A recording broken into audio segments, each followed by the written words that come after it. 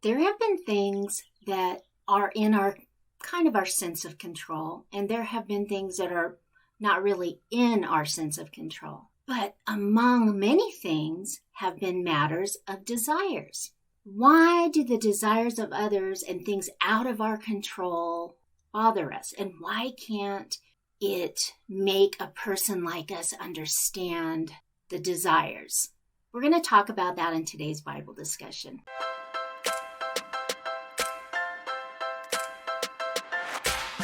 Hi everyone, this is Tammy Becker. Thanks for joining us today.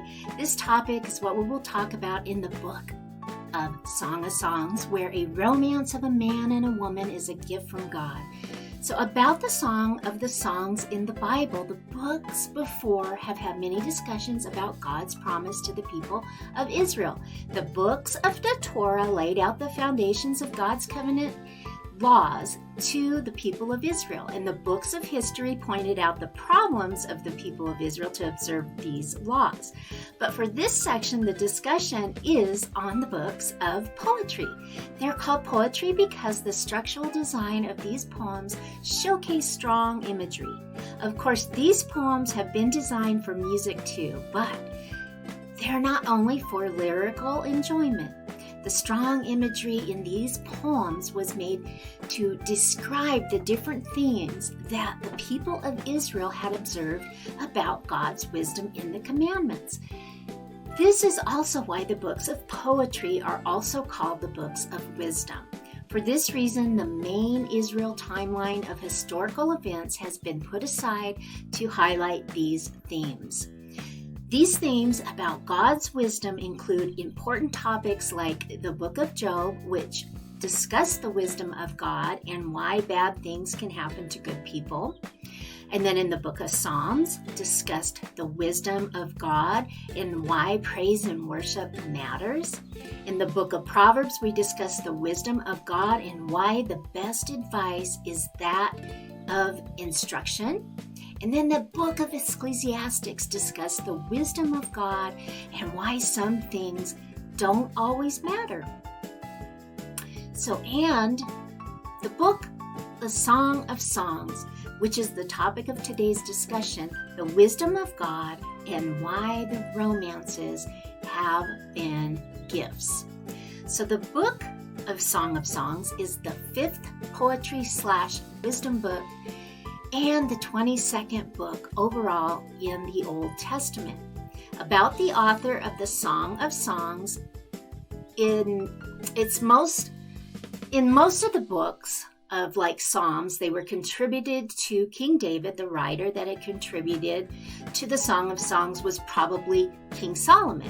Not only as a king of Israel like David, but Solomon was also known as the writer or the collector of many wise words, thoughts, and songs. Solomon in total had about 3,000 proverbs and 1,005 songs, and this includes the collection of the Song of Songs.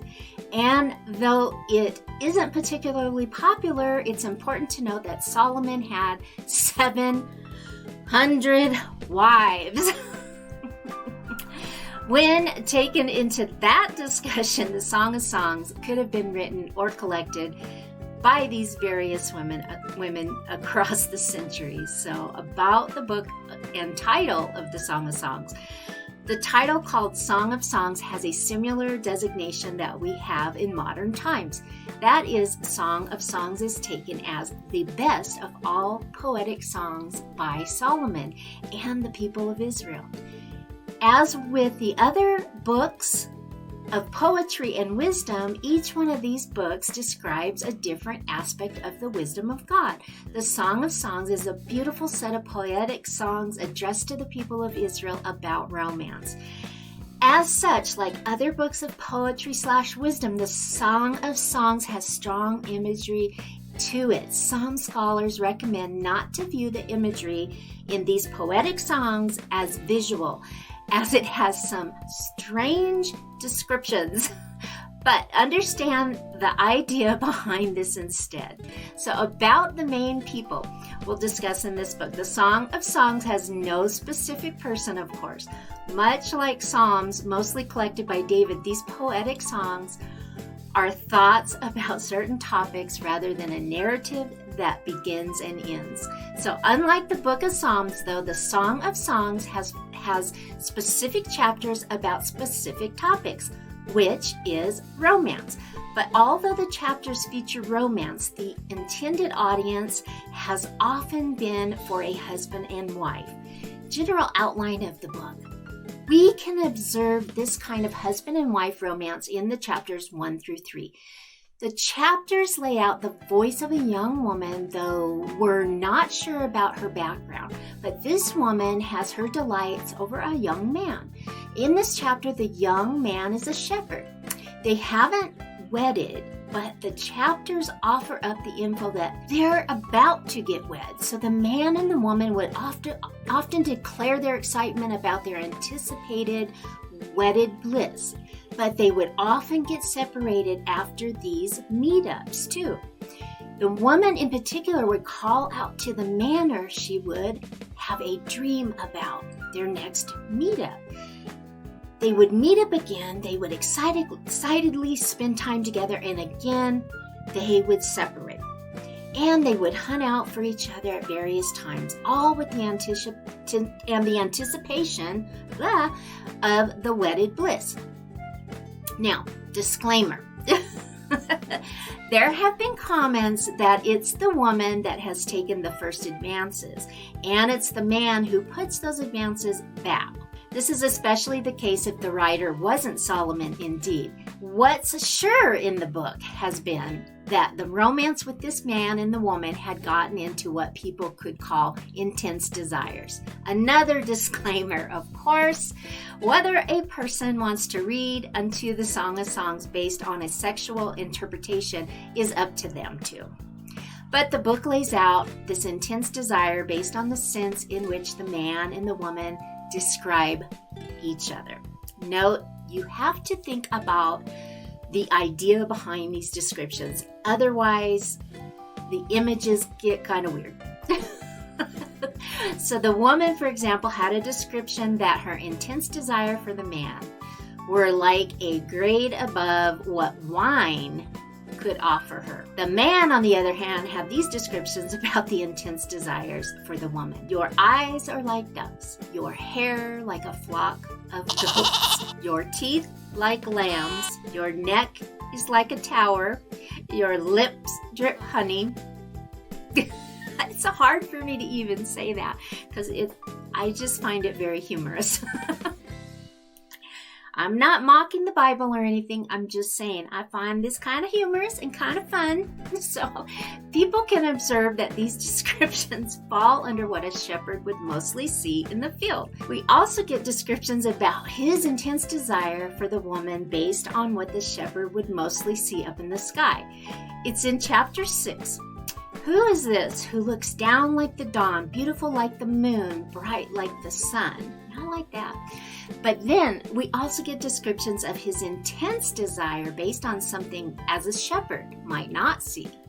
Awesome like an army with banners. The images described can often come off like either weird or like just, descriptions of doves, flocks of goats, lambs, towers, honey, drips, or a lack of specific context like the woman's description of a grade above wine and an army with banners in chapter 6. But these kinds of descriptions and these types of poems would have been common in Israel back in the day. So based on some discoveries of the past, there have been archaeological evidence from Egypt and Babylon, who were neighbors of Israel. So what they got from the digs based on these places were all types of poems similar to the imagery and language of the Song of Songs. So the people back then, especially those who had leisure, would have written these poems, songs about desires of intense desire or like sexual clients. But even if it was common, the explanation of the descriptions themselves as a lack of an answer behind them.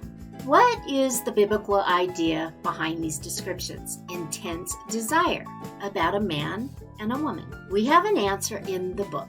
Fortunately, in chapters 8, verses 6 to 14, the book tells us that the romance, even the intense desire kind, have been gifts from God. But the book also has been quick to argue that although they're gifts, they're also kind of like a puzzle. So we get an example of the puzzle in chapters 8, verses 10 to 12. In this part of the chapter, the woman again has been separated from the man. And based on this, we get a cameo of Solomon, a person like Solomon. Solomon wanted romance with the woman and offered something for that romance. Of course, as most would reason and imagine, the woman shuts the offer of Solomon. In chapters 8, verses 13 to 14, the woman and the man are back on the hunt for each other again. So the man called upon the woman to hear his voice. The woman begged for the man to run away with her. The book started with the romance and ended with the romance. So in our reflection today, to some or to many, the Song of Songs conclusion can often come out as odd. But it's not odd if people put it into the context of romance. So what has fascinated people about all sorts of dramas in films isn't the happy end scenes. Otherwise, we would all look at romantic drama or comedy as not any different from each other. What people find in romantic dramas, comedies, have been the romance puzzle. Yeah, it's about men and women who have these crushes in everyday life. Was like, to use the Song of Songs language, fireworks or dynamics. But it's also about men and women who have not had these fireworks and dynamics in their life and have wished for something like that. It's also about men and women who have become husband and wife based on the reason that they would have missed out on life. It's about newlyweds that have been divorced, and it's about old weds that missed out on thrills with other men and women and asked what ifs.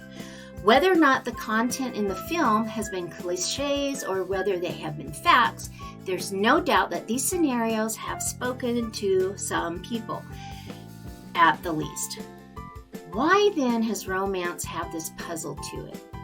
It's to this question that the Song of Songs has a reasonable answer. The romance of men and women was never probably a puzzle, but we have made it like a puzzle.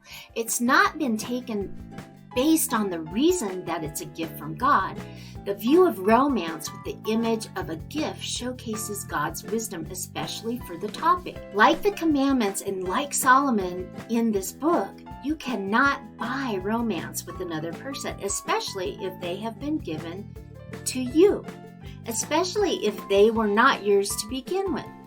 Yes, that person you like might have stupid reasons for why they liked this person or that. Reasons that for the life of you boggle your mind. Even then, observe God's commandments. Don't steal God's gift to them and bribe them. And don't lie about yourself either. What made the man and woman of Song of Songs say those things about each other? Nice. And had been because they were made for each other. When God's gift of romance He has made for you, if He's made you a romance, then it has been made for you. Don't covet thy neighbor's wife or husband. After all, if it is given to you, why all the trouble? Instead, observe what Jesus Christ has said.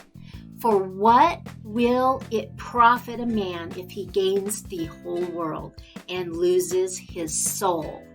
You can find that in Mark chapter 8, verses 36 and 37. God provides the daily bread. It's likely not the romance that you want, but it's likely the romance that you need. Absolutely. I hope that you found value in this quick little review of the Song of Songs and that it's been useful to you and kind of a little quirky, odd, and fun for something different. Next week, we're going to be back talking about the books of prophecy. And if you haven't joined our group already to study the Bible together, get over and join our private Facebook group, Girl Read Your Bible. And it's on Facebook where we can study together. And don't forget to head on over to our website and see all the goodies we have there for you at www.youministries.com. And don't forget to check out my podcast. Woo, that's all a mouthful, isn't it? On any of your favorite platforms. And we host it on Anchor, so you can find us on Anchor under Almighty God and Gospel Girl. And we also have links to that on our website. So don't forget to subscribe to my channel so you get the notifications each week when this new episode drops on Wednesdays, and hit the bell so that you get notified as soon as the next episode hits. Make sure to hit the like button to my videos and invite your friends. We need the subscribers to go up. I would appreciate it so much. God bless you. Have a blessed week. I'm Tammy Becker. See you next time. God bless.